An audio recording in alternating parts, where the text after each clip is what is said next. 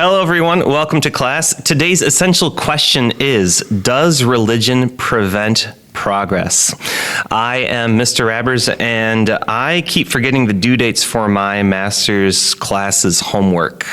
Turning it over to Mr. Walter. I'm Mr. Walter, and I spell color with a U.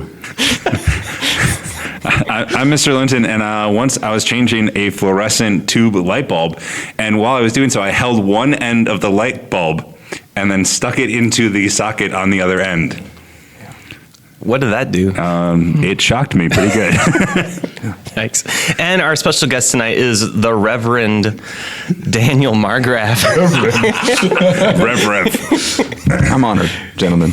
I'm Dan Margraf, and in high school, I was doing a research paper, and I cited a source called the NBA, but this was not the National Basketball Association. This was a source I made up called the National Bureau of Alcohol. Mr. Bain, I am sorry. And despite all that, we are still the smartest guys in class. Is that what the title is? Smartest guys in the classroom. Smartest guys in the classroom. Take 3, start over. No, we're going to keep it. We're keeping it. We're rolling with it.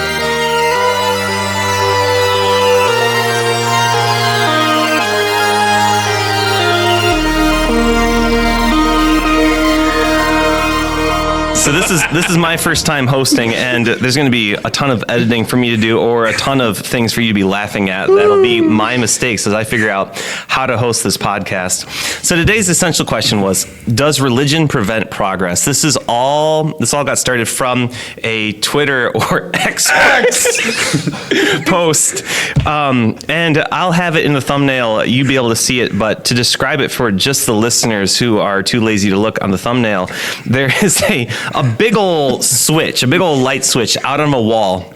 It's an on-off switch. There is an emaciated man in a loincloth? Loincloth, yeah. Okay. And he is trying to push the switch to the on position, and at the top of the on position, it says Star Trek future. So this emaciated man is trying to get us to a Star Trek future, and the man represents humanity.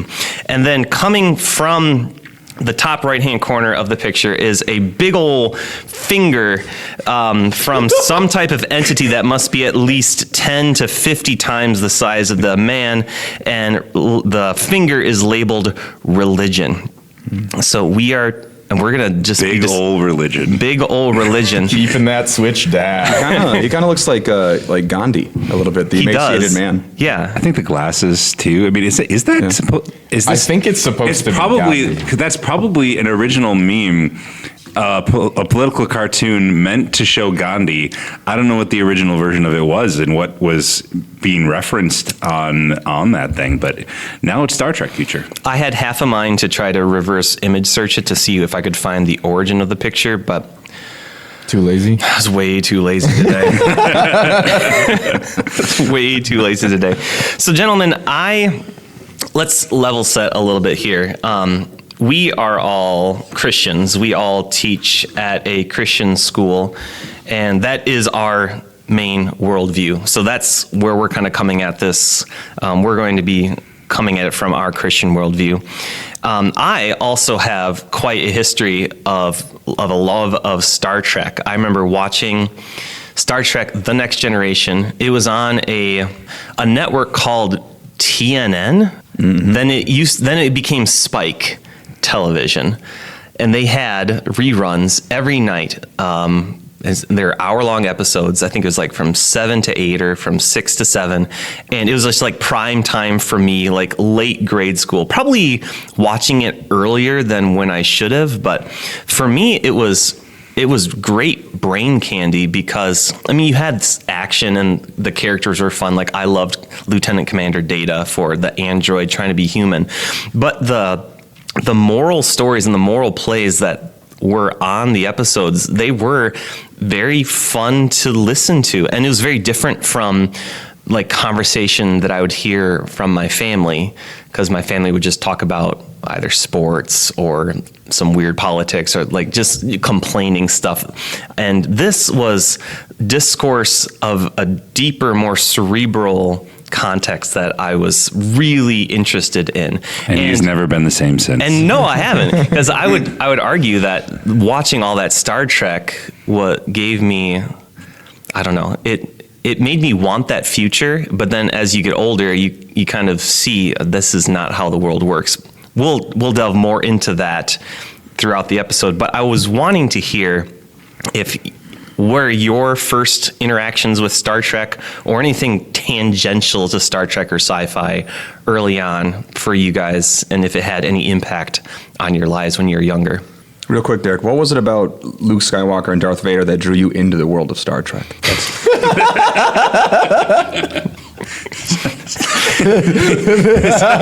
I'm gonna leave now. You guys can take over, okay? Rappers out. I jest, of course. I don't really have much sci-fi engagement, and maybe you can clarify something for me right away. What is the difference between a fantasy story and a sci-fi story? How about you take that, Mr. Walter? Okay, I'm a sci-fi purist. So in terms of science fiction, in order to be science fiction, specifically starting with the Golden Age novels, where you have like Asimov and short stories by Bradbury and all of that, you have some idea for a technology or a place we're at in the future, and you blow it way out of proportion, either in a good way or a bad way, to say something about our current position. So, for instance, can I come up with one off the top of my head? The only thing popping in my head right now is Ubik, because that's the last thing I read, and I don't want to talk about that because you can't talk about it without spoiling it. I get what you're saying, though. Yeah. Fahrenheit 451, let's start with that.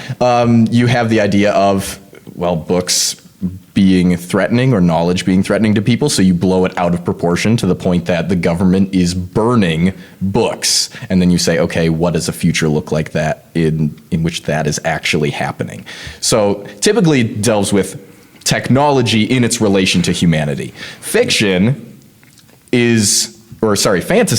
is more, you can have science fantasy or you can have magical fantasy in which you're either in the future or you're in the past. Things can happen that are not realistic, and you explain it away with either magic or science, and you get things like the Force and lightsabers, which are not really scientifically grounded, but you're able to tell other interesting stories through that lens as well. Sure. Yeah, Star Wars is an interesting kind of confluence of two of them, because you have a magic Right. system that is the Force, but it happens it's not the future, it's in a galaxy far away, long And ago. it is the past, yeah. But it's with humans, you've got humans, and it's got futuristic technology. And a lot of stolen concepts from a whole lot of different sci-fi novels. And That'll be suddenly this podcast episode is no longer about our new essential question. But back to Star Trek and sci-fi, Mr. Linton. Look, I was not a sci-fi kid. I mean, I probably read some, but going off the definition that Mr. Walter gave there, that's the part that I cared about. I always found more interesting is the commentary about our society today.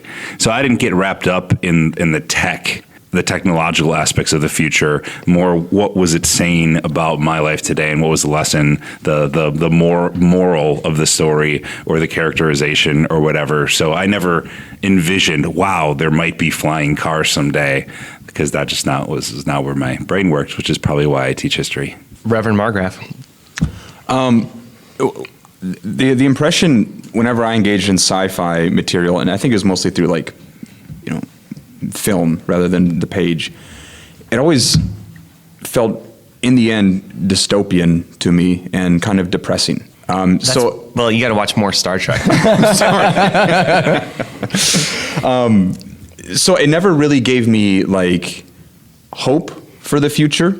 But what I was engaged in was, what would technology look like if we projected our existence out 500, 1,000 years from now? That is usually what initially drew me in to content like that. And I think that's if you look at Star Trek, I think that's what's so enticing for so many people, why it does draw so many people in, because it is a post-scarcity, no one is in want within like the Federation. If you look at TOS era, the original series era with Kirk and Spock and Bones, and if you look at the era of TNG, that's late 23rd into the 24th century, you have replicators that will create anything. Like, I was so jealous of the replicator, like Data just orders up a viola for his, I think it's like his mother-in-law or something. Like, you could just have a reconstruction of a Stradivarius violin or viola. Or, I like guitar. I could order up a 1959 Les Paul and a 50, let's see, what is it? The Marshall half stack. And it would just be there. There's no real economy because everything was available to everyone. And so I was going to look up this quote too, but it was from First Contact, which is a TNG movie.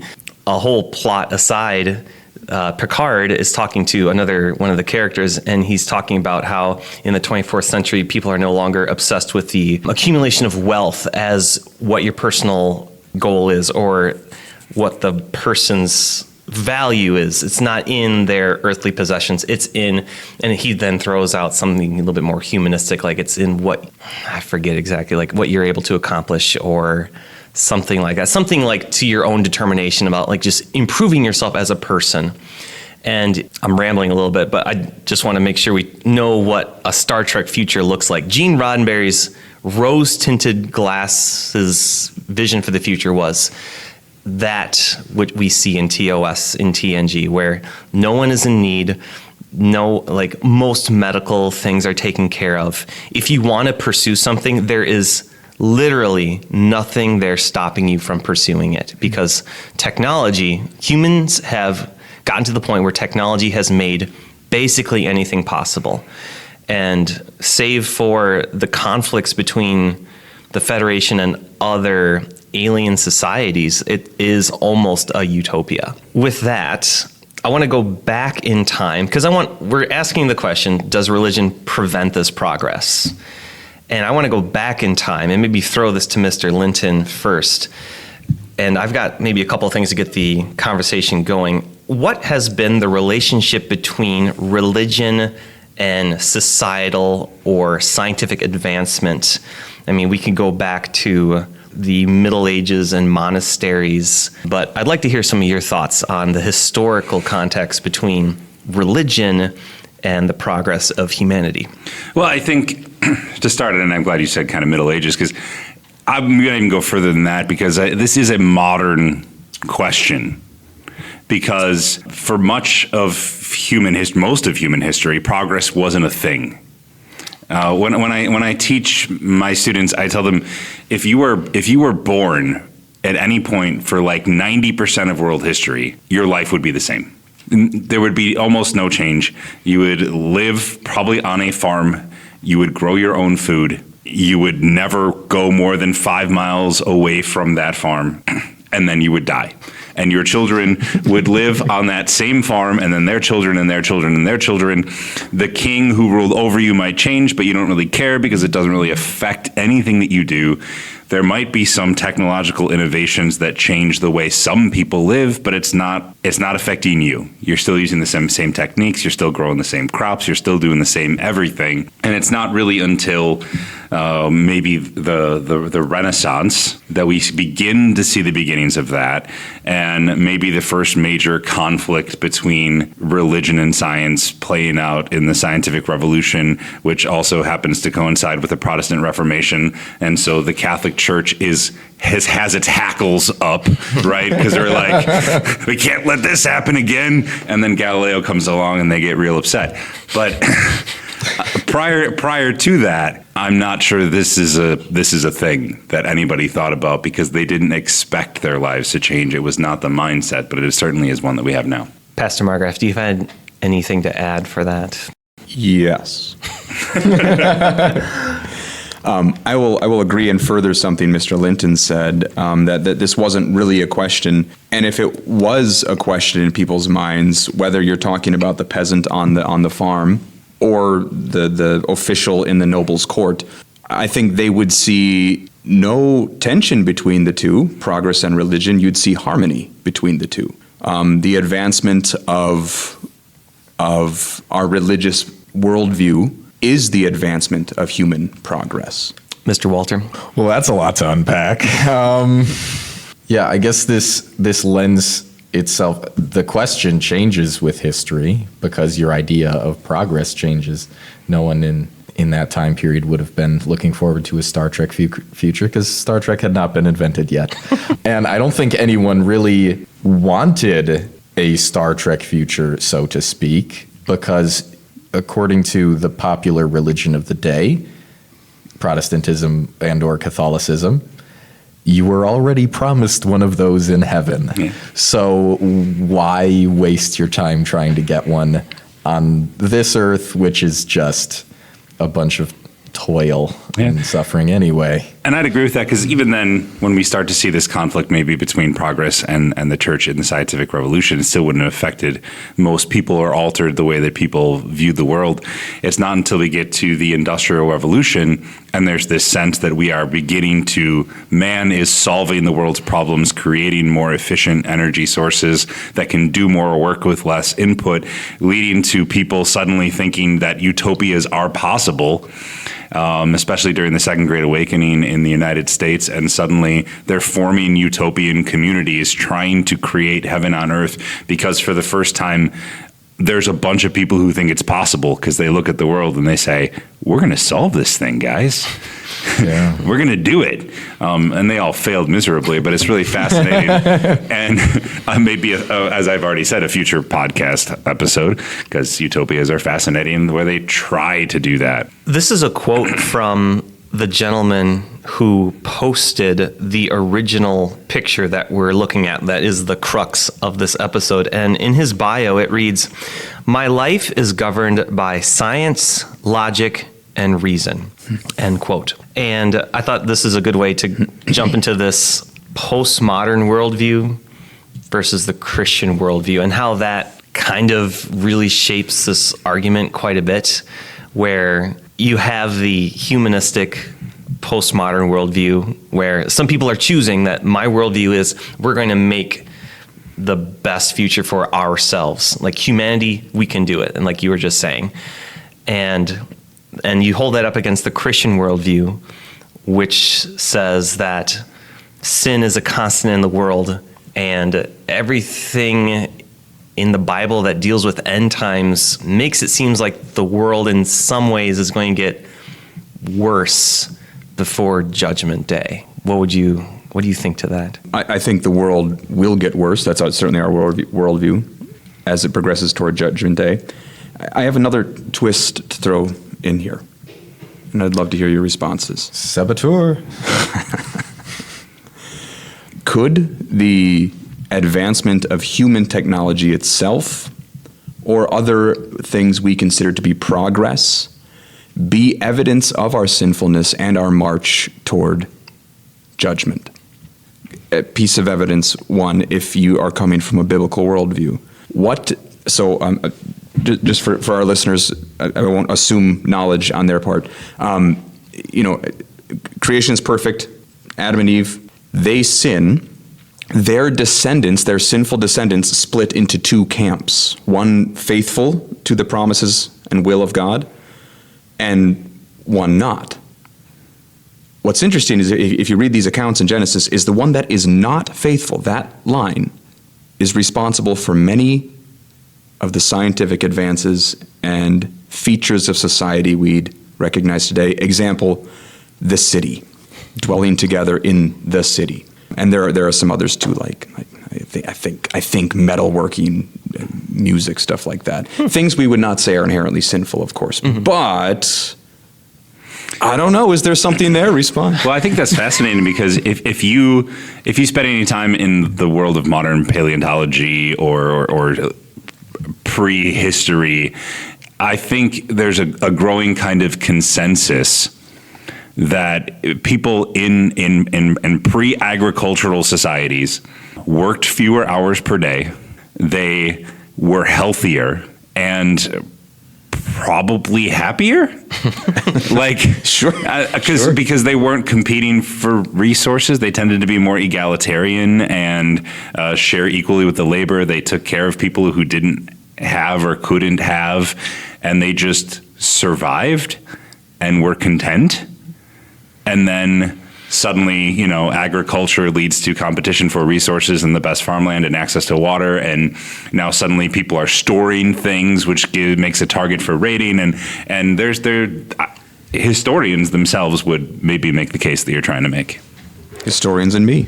It's a good team. With that, you certainly see that, and I postulate about a lot of this in my book. Book pitch. Here we go. Here we go. He says that like anyone who's listening has heard of his book. Something I wrote in my book. But as society gets richer, it begins to feel more and more entitled to things, and it has less real problems. So all of the little things are the only things you have to complain about, and those start getting blown way out of proportion until you have just massive problems. Can I just talk for a second about how far I had to walk because all the good parking spots were taken before I came to record? First world problems. I couldn't park where I normally parked. I was thrown off. So and all of these little things, or things that would have been little things in a society where you actually had to struggle to survive, become big things. We are in the middle of a mental health epidemic. Their words, not mine. Why? We have too much. We have way too much. And I'm not saying we need to strip away society and make people struggle, but this is what happens. We just take away their smartphones and it'll be fine. This is what happens when you get a society. I don't know how they're listening to our podcast anymore, but this is what happens when you get a society that is this rich. The little problems become the big problems. And we are in the greatest period of peace that the world has ever seen. We are the closest to the Star Trek future that we have ever been, and everyone is miserable. I don't see a good solution for that. I'm going to take this and pivot it to what does the ideal future look like to the Christian versus what does it look like to the secular atheist? Or let's generalize this person who put the post, "My life is governed by science, logic, and reason." What does the ideal future look like for a person like that versus a Christian? Because the person who's doing the post, who wants the Star Trek future, wants, as close to that as possible, where technology and human reason gives us everything that we want. Can I say that maybe it's not a matter of Christianity versus logic? I think the answer to that question is probably determined by how people feel about capitalism. You know what? That's actually in my notes later on. There it is. Well, let's pivot. So, we could merge all of that together. But actually, I want to answer the question first. What does the future look like to the Christian? What is future progress? Are we only concerned about the spread of the gospel? Is that the only thing we measure progress with as a Christian? I think so, because then the rest of it becomes fruits of the Spirit, right? So there's an impact beyond that flows from the spread of the gospel. Yeah, I wouldn't argue that at all. You could talk about some specific features, though, then of a society that has been impacted by the gospel. And this is really interesting if you start looking at how God speaks to a society, to his Old Testament people, and what progress, if you want to use that word, he wants to see in that people. And I think two words capture it. You could talk about all different ways these are happening or not happening. But the first is justice. He looks for a society that is just to its people, to the outcast, to the widow, to the fatherless, maybe some of that language is sounding familiar if you read like the prophets, right? And that they're always condemning Israel's injustice towards these people, or the rich and the powerful abusing their power, that sort of corruption. So justice could be a feature of that Christian perfect future, if we want to talk about it that way. The other word is almost a counterweight to it, but I think it's part of the same device, if I can build that picture. It'd be mercy, a merciful society. And those maybe can sound like there's actually conflict between the two terms, but, well, that's who our God is, too. A God of justice and mercy. I think it's also, and maybe this is just my mind, but I don't think that the Christian's perception of an ideal future is any better than today, because the Bible tells us what the end times are going to look like, and they ain't pretty. So the Christian's ideal future only really exists in heaven. Agreed. And we know that on this earth, it's just going to be more of what we've had up to this point in history. More war, more famine, more injustice. And ever sloping downward. Ever decreasing. Yes. In one way or another. So how does the Christian look to the future with hope? And I guess it's kind of it's a poorly worded question, because really I guess you already answered it, Mr. Walter, is that the future we're looking to is not of this world. Right. And that's what kind of sets the Christian apart from every other worldview, is unless someone else embraces some type of afterlife, this world is all that there is. And for this gentleman, that is his worldview. From what I can, if I'm going to make some assumptions about how he thinks the world works, he thinks that the world is the only thing, that the physical world is the only thing. Yeah, I don't want us to dodge the question, though, because while I think that's absolutely true, we're also explicitly told, like, we're not supposed to just sit around and wait for the second coming of Christ, right? We're tasked with caring about this temporal life and doing things to make it better for those around us, understanding that perfection is not possible this side of heaven, but that doesn't mean we shouldn't strive for betterness. My other pastor friend, he uses the hotel analogy that some Christians fall into. Like, I've got heaven waiting for me in the other life, so it doesn't really matter how messed up I leave the world, because heaven is going to be coming, so you kind of trash the world like you would a hotel room. I use that with, like, talking to my students about ecology and being good caretakers of the world. Because I feel like sometimes within our circles, we can kind of get drawn down that path of not treating the world, or not giving it the consideration, not giving God's creation the consideration and the respect that it does deserve. Yeah, like climate science or climate concerns can also become a point of mockery for some. Yeah. And maybe pump the brakes on that a little bit. Yeah. Mr. Linton, you mentioned this before, so let's go into it. Capitalism. Go.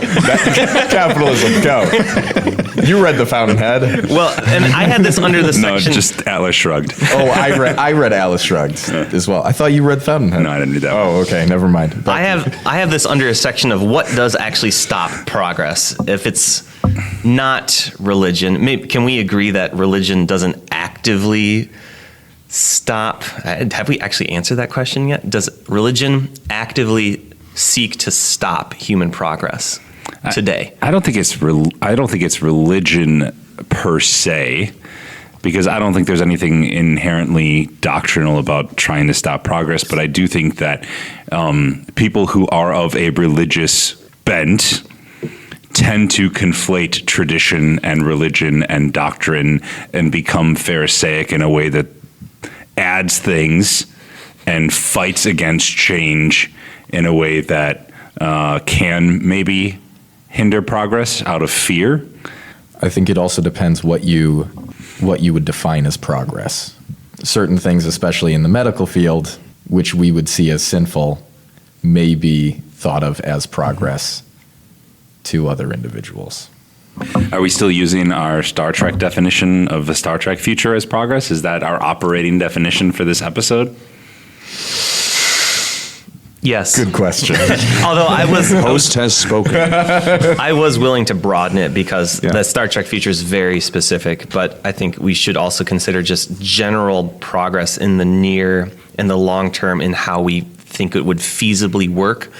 Yeah. I think a lot of people would say that an actual Star Trek future is not anywhere near. It takes place in canon. It takes place 300 to 400 years in the future, or 500 years in the future. But it's the level of technology there is almost godlike, and it's kind of funny. That reminds me, there is a character in TNG called Q who is omnipotent, that he can just like poof things in and out, and he's a kind of a foil for Picard, the main captain of TNG. That could also be a future episode, the depiction of Q and omnipotence in Star Derek, Trek. I think you're the only one who would be able to talk about that topic. I would be able to talk about it. Welcome to my spin-off podcast on all things Star Trek. You miserable piece of flotsam. Can I add one more point about answering that question? Does religion halt progress? Yeah. I would argue the opposite is actually true. And this is specifically from a Christian worldview. If you look at what man did when he was created, I think you'll see that one of a true expression of religion is progress, is exploring creation and mastering it. And if I phrase that, I think you know what I'm talking. What was Adam and Eve's original job? To subdue creation, to rule over it. And what was one of Adam's first jobs? To classify The animals. creation, to progress humanity in that sense, right? One more example, and then I'll give it back to you guys. Solomon, 1 Kings 4, I think. He was known as the wisest man. But one way in which he was wise was of his knowledge of the natural world in his region. A true expression of religion, I think, is progress like that, mastering God's creation and understanding it.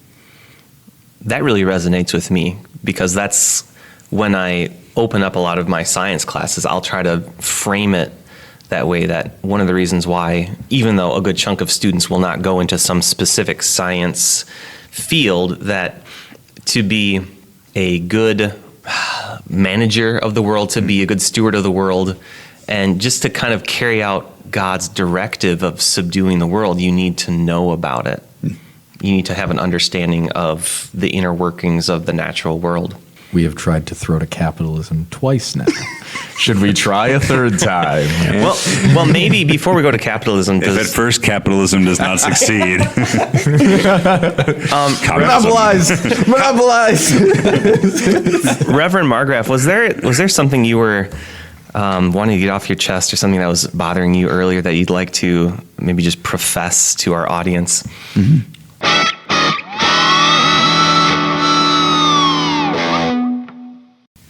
There was.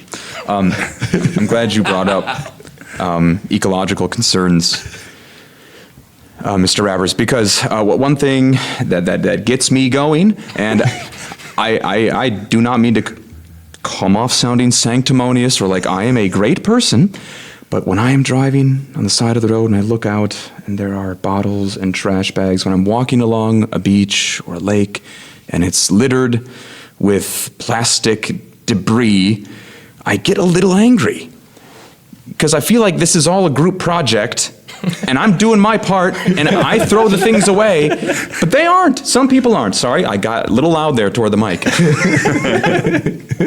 We're all good. Right. If we're all living in the same room, let's keep it clean together, right? It's not, I wish it were more like I'm so concerned about the earth. It's more like I'm doing my job. Why aren't you doing yours? I throw the thing away. Why don't you? Oh, you're just petty. Yes. Yes. Gentlemen, do you have your grade prepared for the random rant? I'll give it a C. Oh. Ouch. Go ahead, Mr. Linton. C minus. Jeez. See, I'm going to tip my hat as being a gracious grader. I put it as a B plus. Didn't crack the A grade. That's No. all right. I felt pretty accomplished for. I think I cracked the A from Mr. You Lynch did. last You time. did. I'm going to follow these two guys home, though, and watch them throw trash out their window. I'm just going to throw it directly on your car. I have an empty Altoids tin that I've been forgetting to throw away. I know where it's going. I think the last thing we need to talk about is what does actually stop progress, or things that could potentially stop progress. And we're going to try to throw to capitalism here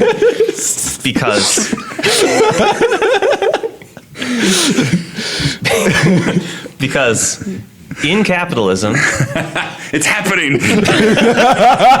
you can't stop it now. You can never stop capitalism.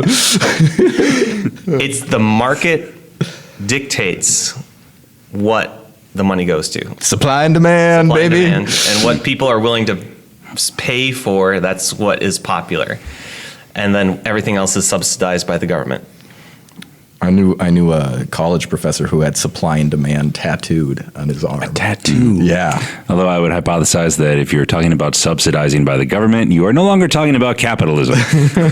So to that question, how capitalistic a society are we here in the United States versus so More capitalistic than some and less capitalistic than others.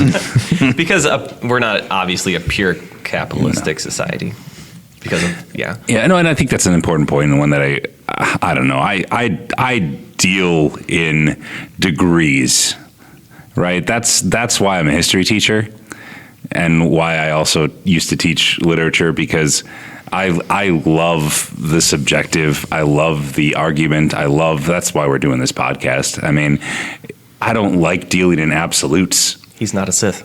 So Had that line in his pocket all night.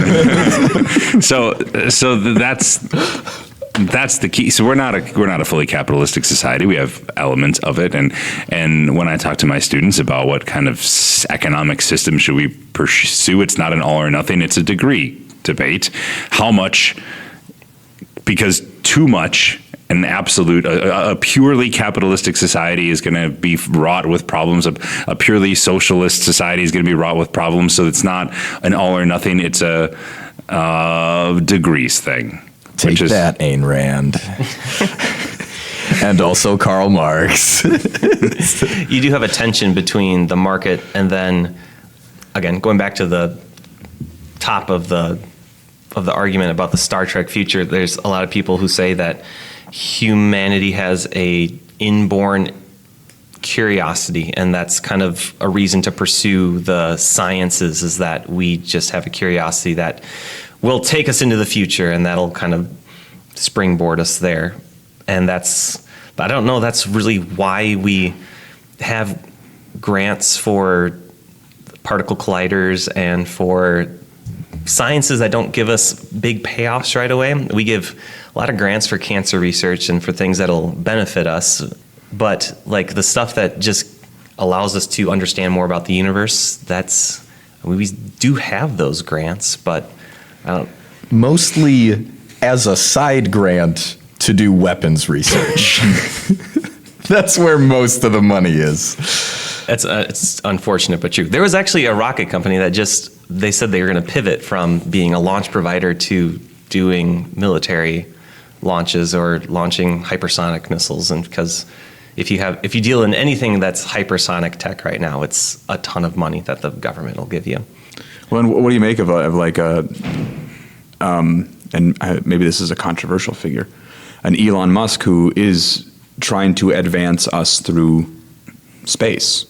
Do we count that as progress, and what's driving him to do this? He wants to make, if you look at SpaceX's mission statement, is to make humanity multi-planetary. And he kind of sees himself as, I'm not going to say a savior of sorts, but he wants to make sure the human race is preserved in case something happens to Earth. I almost said Earth. Welcome to Earth. Welcome to Earth. Welcome to Earth. Quote Will Smith.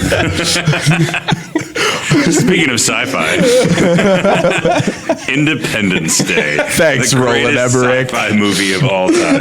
No, I would say that Roland Emmerich's other movie, Stargate, is better. Wait, But Stargate is Roland Emmerich? yeah, one of the few good movies he's ever made. Oh my goodness, he went down such a weird path after that. Man, he's made 3 good movies in his life. Independence Day, Stargate, and The Patriot. And that's it. What a, you know what though? If if that was the only 3 movies that I ever made, great. That's quite the repertoire. It's range. Sure. I thought of another movie that shows kind of like the stagnation of process, Wall-E. With all the humans just being sent into space. Wally. Yes. That was good.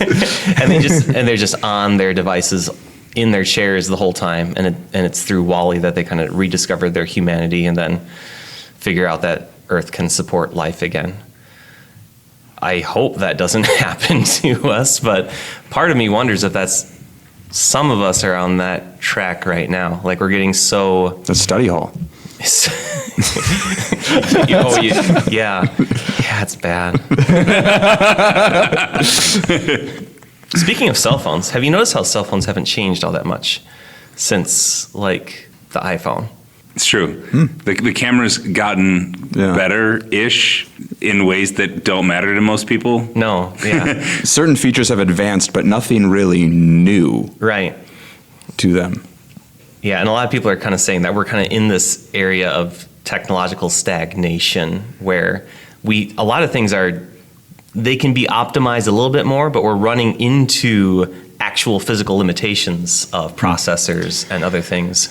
Yeah, we're getting down to a barrier of you can only make processors so small before electrons just start jumping over gates. And eventually, that's going to be a problem. I'm not sure how far in the future that is. I think it's more a problem of we don't really know what to do with our processors that would be beneficial. We keep going down different rabbit holes as a society. Phones was a big one. The internet was a big one. Now it's AI. It's a big one. And will this promote any real progress? Remains to be seen. Some things like protein folding has benefited to some degree, but we'll see where it actually takes us. Closing thoughts, Reverend Margraf. Esteemed Reverend. Yeah. That's esteemed reverend to you, peon. I do like coming on this show and being called a reverend all of a sudden. I'm gonna make that a thing somehow. Anyway, closing thought. My takeaways, first of all, thank you for having me on. It's been a joy to be a guest on this esteemed podcast. Oh, we're esteemed now. Us and our 2 listeners. My takeaways are the definition, I think, of what progress is between the secular and specifically my Christian worldview would be functionally different. But even if we want to maintain like progress being a Star Trek future, I still believe a true expression of Christian religion heads that direction. I really should have had you go like second to last because that's really hard to follow. I would love to see a Star Trek future. I still have part of me every so often just wonders like, wouldn't it be great if all the problems of the world could be solved with technology? But then you take a step back and you remember that we do live in a sinful world and that is a constant and there's no human ingenuity that is going to overcome sin. And when we're doing that, we're falling into a big temptation. We're falling into a big trap. And so instead of leaning more heavily on ourselves, if me personally, if I'm getting into that mindset, I need to get myself out of that and remember I need to put my trust in God as for my future and not in humanity, not in technology. No matter how much fun and ingenious new technologies may be, AI is not going to solve everything. It's going to be like any other tool of technology. It's going to be useful for good and for bad, and we need to keep that in mind going forward. Well said. I'm far too cynical to think that a Star Trek future is even on the books. But that being said, I think this whole discussion kind of stems from the idea that you can either have religion or you can have science, and that those are two opposing worldviews. And I just want to remind people that they don't have to be, because science is not a pinnacle. It's not a compendium of information that religion disagrees with. Science is a process. And by doing science, we can understand more about the world that we live in. And by trying to live your faith through religion, you also can try and understand the world that you live in and try and help make it a better place, whether that is through the same progress or not. And my thought on this whole thing, right? This is a fun intellectual exercise, envisioning what would the ideal future look like. But I think it turns into a passive one, where we sit back and we wait for someone else to invent the technology that will make the world perfect, and then we just become an observer of the world that we live in, and we forget that we have agency in this world, and that you could actually do something right now to make the world a better place for someone else.